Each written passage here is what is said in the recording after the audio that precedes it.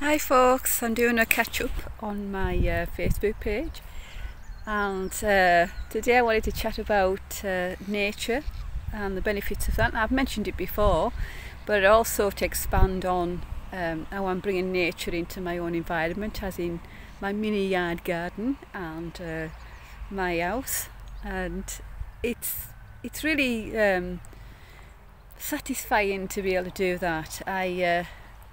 I do like it. I'm on a early walk, and because it's quiet, you can actually hear the bird song a bit better. On the outskirts of where I live, the outskirts of the town, there's lots of like wild grass areas and wildflowers and quite a lot of trees, which is nice. I like trees, and where you get the trees, you get your birds. So it's really nice that that this area has that. I don't think really I realise how lucky we are in this town, because we do have a lot of that kind of greenery around the town, so you can easily find a nice walk. So yes, bringing nature indoors. Well, I've been repotting some of my plants to give them a bit more space. One of them is like I can't remember what they call it now. It's like a Chinese evergreen, and it was well pot bound. So and I hadn't had it very long, but it's still well pot bound. So I've given it a bigger pot, a nice bigger pot that will probably go outside normally, but it's indoors, so it might well take over part of my window downstairs, which will be fine. I kind of like that. I like the idea of having like a mini bush indoors.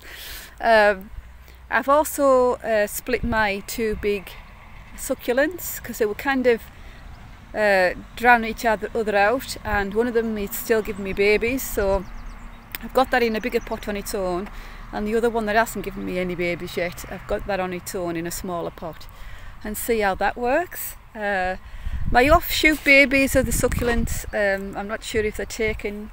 I haven't touched them. I'm not looking very happy, I'm afraid. I think maybe I should have left them a bit longer with the mummy plant. But hey, it's all a learning curve. My mini yard, the flowering plants are starting to go back a bit, and which is a shame really. I think it's because the summer seems to have come late this year. We've finally got some warm weather. I'm in a t-shirt and it's nearly the end of July. You know, so my flowering plants have really suffered because they're in a mini yard, so they have a lot of shade anyway, and we haven't had a lot of sun until recently. So yeah, maybe next year they'll do better, but this year I have got some flowers, and some of the wildflower seeds I've planted have flowered, and I've had some bees in the yard, which is good. Not a lot. Well, I have noticed a lot of them, maybe a couple at a time. And it's really good because of course bees, we need bees, and there seem to be a lot less of them, so trying to help them is good, and actually seeing them in the yard and the flowers is even better. So yes, I like that. I haven't seen many butterflies, but I have seen some moths, and the other day when Harry and Nigel came, we saved, I think it was an eagle moth. It was a really big, mottled brown one, quite big one, from his car, from Harry's car. So we got it into the yard, quite happily sat there, you know, on my hand while I got it to safety, popped it on the plant, and then it went away. but at least I saved it. It was I like big moths. I prefer the big moths to the little ones. You get some nice ones. And butterflies, normally if I'm on a walk in grassland like I am now, where there's wildflowers, you see quite a lot of butterflies. But this year, because the weather's been so poor and I haven't been in that kind of area, I haven't seen as many. There's a nice river running along the edge of the town where I live as well, so that's quite nice to walk along, especially when it's quieter. I'm out early this morning, so there's not as many dog walkers about. You probably can hear the sheep in the background. The path is littered with sheep pellets, so I'm having to be careful where I walk. Lots of open areas as well round by the river, and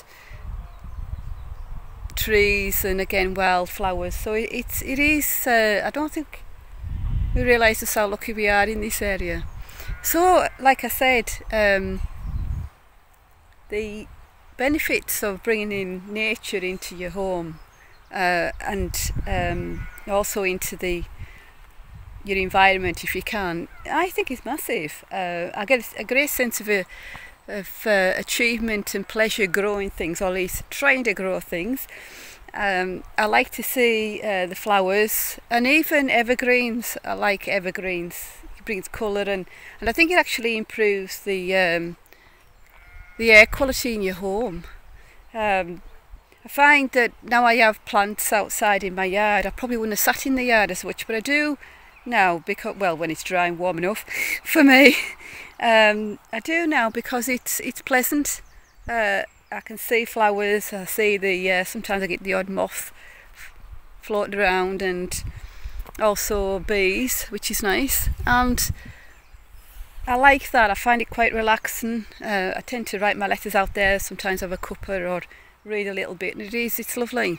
So yeah, that little bit of sharing about nature, it might be a bit boring for some folks, but maybe, you know, if you've never tried growing yourself a plant, have a go.